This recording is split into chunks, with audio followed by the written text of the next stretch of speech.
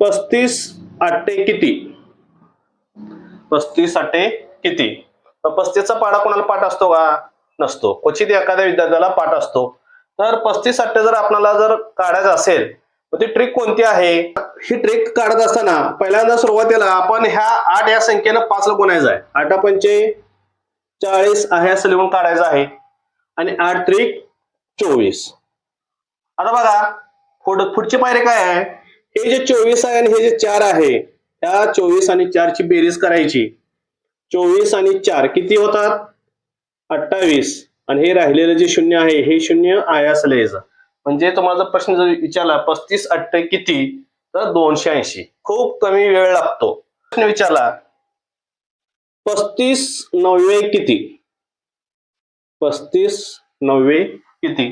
मग काय करायचं? तर सुरुवातीला हे जे 9 आहे ह्या 9